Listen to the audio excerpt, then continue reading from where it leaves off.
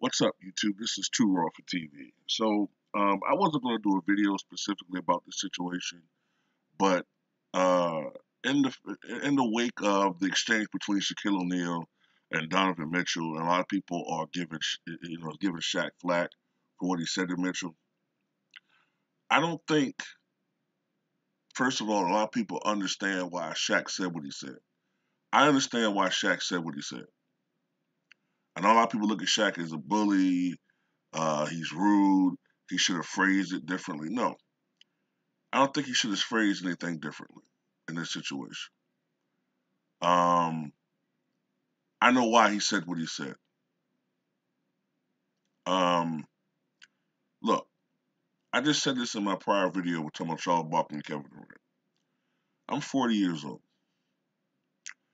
but sometimes I feel older.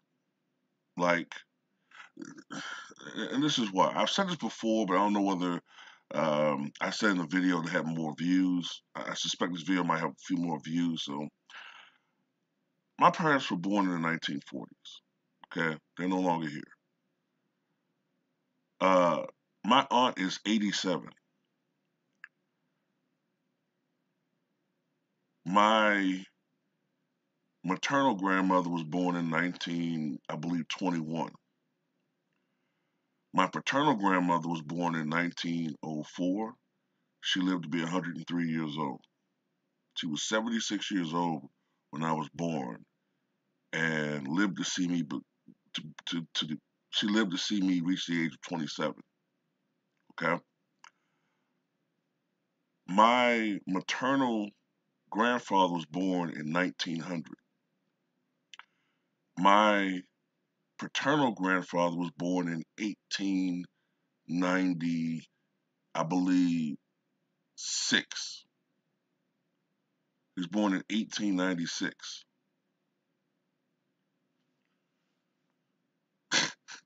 So I'm saying all these things to let you guys know when I say that I come from an old school generation, I come from an old school family.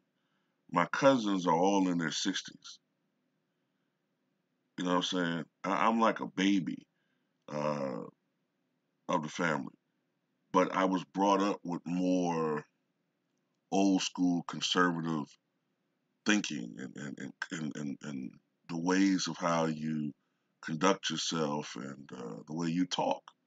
So the politically correct world that we live in now is something that's a little bit foreign to me. I understand it, uh, but I detest it in a lot of ways because, in my opinion, the world that we live in now has directly led to the emasculation of the American male.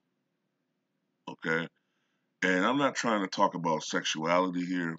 I'm talking about the emasculation of the American male through so many different ways. You know what I'm saying? Even to the point where competition is frowned upon now. Even, you know what I'm saying? I saw something today that disturbed me, and let me know if this is correct or not. But did Biden just pass a law that made it legal for transgender to compete with women in athletics? Because if he did do that, that's wrong. Because, and I'll tell you why it's wrong. Because it puts women, genetic women, at a serious disadvantage. Because now they're going to compete with women who were once men who had muscular development. Oh, I don't even have to go into that. You know what I'm saying? But I'm deviating from my point right here. Shaq is from a different era, and in Shaq's era, to get someone to perform at their potential, sometimes you can't coddle them. Sometimes you have to push people, or as they might say, tough love. Some people you have to use tough love against them. That seems like it's the only thing that will work with them. Um, he said that he's a big fan of Donovan Mitchell. We saw last year in the playoffs what Donovan Mitchell is capable of. Not saying he's supposed to average 39 points a year, but we saw what he was capable of in that series against the Denver Nuggets. He had a great game the other night. Shaq says he's a fan of his. But when Shaq says that I don't think you have what it takes to play or reach that next level, that's Shaq's way of saying, prove me fucking wrong. I'm starting to have doubts with you about your ability, or at least your consistency, because you're not giving us the consistency uh, that a superstar does give. That's the difference between an all-star and a superstar. You don't think that these things were told to Shaq? And Shaq is kind of always giving you an inclination that he feels like this generation is soft anyway. He's always said that. He'll say, stop babying these people and stop babying all these players and tell them the truth, da da da. And I think the thing people miss about what Shaq said is he said, I want to tell you to your face. Okay? And I think part of that is this generation, this younger generation has a habit, and I know this because I encounter it online. They will sneak diss you in videos. They will talk trash to you on your videos under a different account, a ghost account. But they lack the courage to tell you face to face or in your face how they really feel about you. I see it all the time. Cowardice. Okay. You could even say, look, a player can, or an athlete or person can dish you on their platform, but when they see you in your face, when they're talking to you, interacting with you, they don't have the same energy.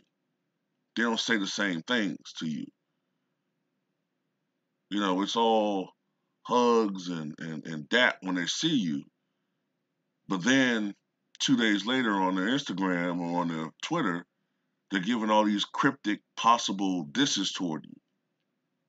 And that's a hallmark of I'm sorry, but it's a hallmark of a lot of shit that I see in this generation. You know what I'm saying?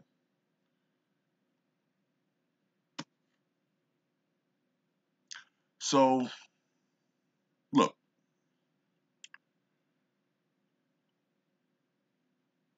a player can have a lot of ability, but if there's something mentally that's not pushing them to be at that level or to play at a higher level, it will show. Lonzo Ball will go down as a bust, not because he doesn't have the ability, but honestly, it seems he doesn't want to be great. Okay? His brother, however, is showing that he wants to be great. And that's why his brother already in 15 games has, in my opinion, surpassed Lonzo. You can see the difference. Now imagine how LaMelo's going to be, 2-3 years from now. There's a lot of players that have played in the history of this league who have overachieved, who, despite disadvantages, were dominant or fairly dominant in their era. Calvin Murphy was only 5'9", maybe 160 pounds. All right, 155, 160 pounds. But Calvin Murphy was one of the most respected and one of the most feared players in the NBA because of his clutch ability, his ability to make shots, his defensive ability, and his toughness. All right, this is a guy that was only 5'9", but a lot of people, even centers, had second thoughts about fucking with him. You know what I'm saying? This little dude, little fucking dude. he got the most of his abilities, he had that certain mentality where, he got the most out of his ability. I put it like that. He has had one of those personalities where he was going to get the most out of his opportunities and get the most out of his game and his potential. Then you have somebody like Joe Barry Carroll. You have people like uh, what's his name? Okafor. I can't remember his first name.